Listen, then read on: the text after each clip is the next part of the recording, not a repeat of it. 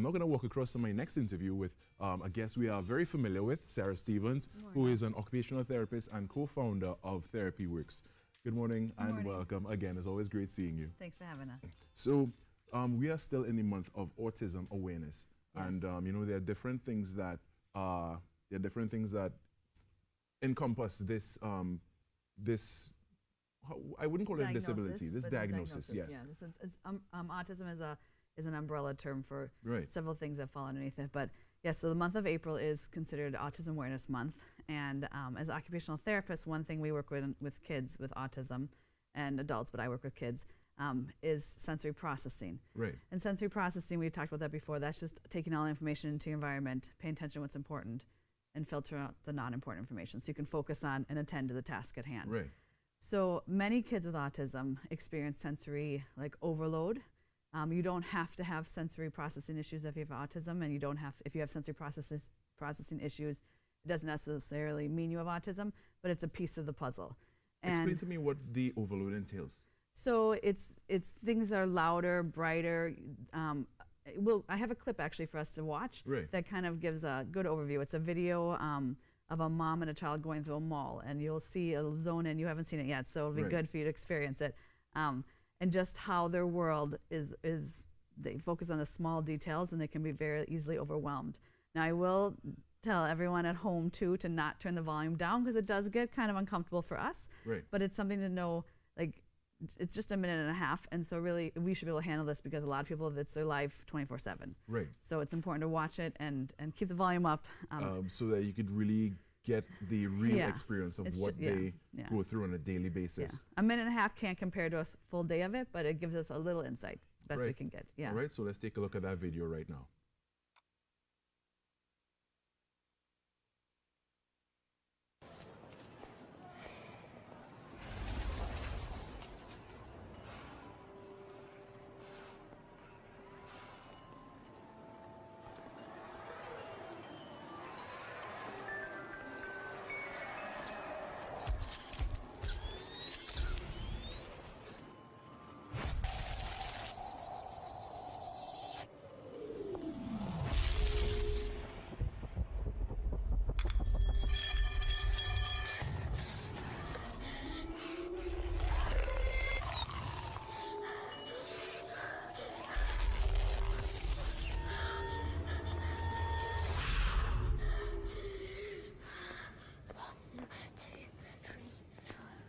Six, 7, 8, 9.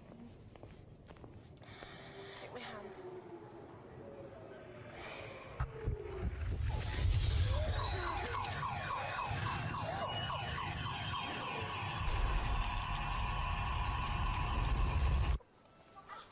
No, Alex.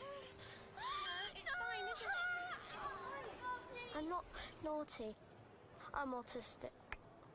And I just get too much information.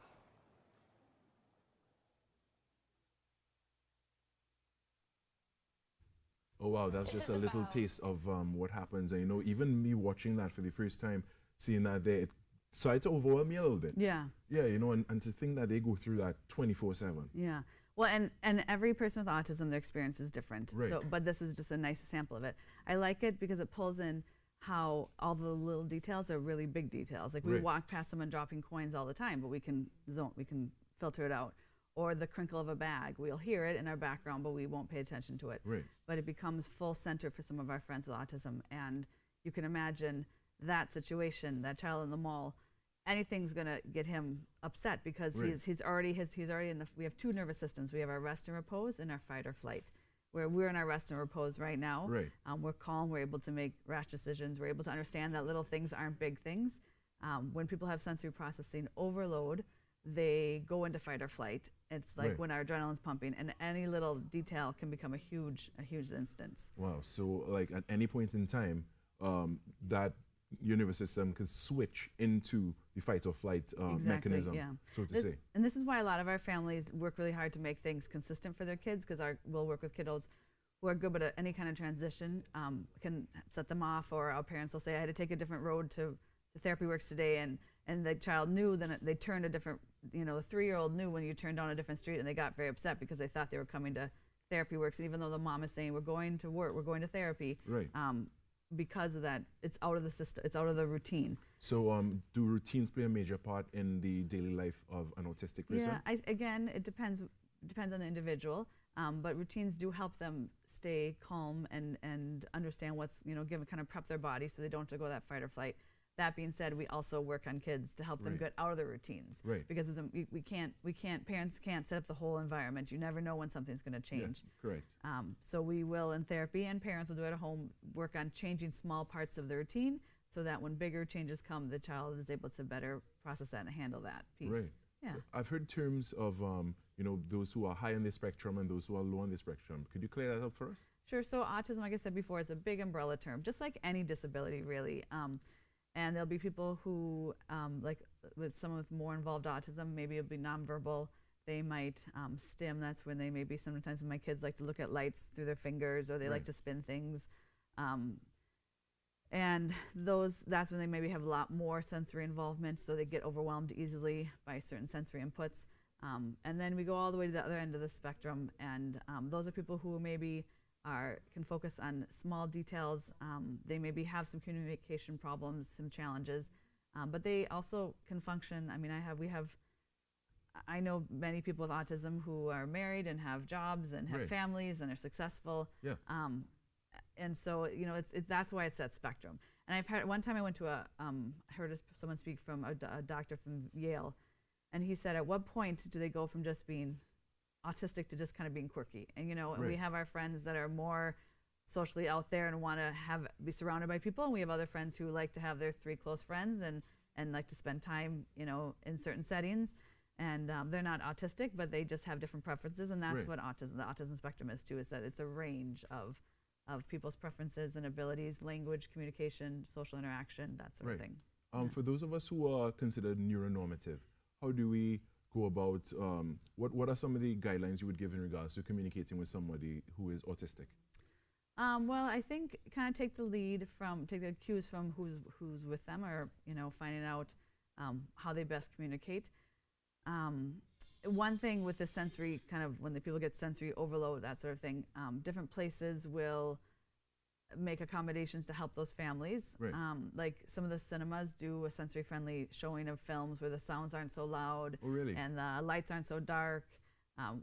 And there's different places that might do sensory-friendly days where they just know that the wait staff or the restaurant staff or the team, they're alluded to the idea that someone might come in here, and if someone is having a meltdown or something's changed, kind of to be more accepting of them and understand that, like the little boy in the video, it showed him having a meltdown. You might walk through the mall and see a child who's, screaming at his mom, and you think, oh, that's a spoiled child. The parent, they wanted a toy at the store, and the mom said no, but it might be something much bigger than that. Yeah, because the culture here, honestly, it's not something that is very widespread, especially in the case of children. If we see a children who is quote unquote badly behaved, we assume certain things from the get-go. Yes. We may not look a little bit deeper and see, okay, maybe this child is experiencing a sensory overload at this point in time, and it's too much for them. Yes, exactly. So I guess when it comes down to it, we need to all be a little more empathetic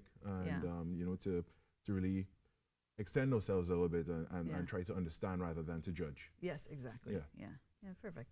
All right, Sara Stevens, I want to thank you so much for joining us this morning and sharing all you did with us, as we are still in the month of Autism Awareness, and, looking forward to our chat next week again for more things as pertains to therapy works and what is happening on that side of the world. All right? Perfect. All right, so thank you so much again, Thanks, Sara. Khary. We're going to take a short break. We'll be back because we have much more in our program. Stay with us.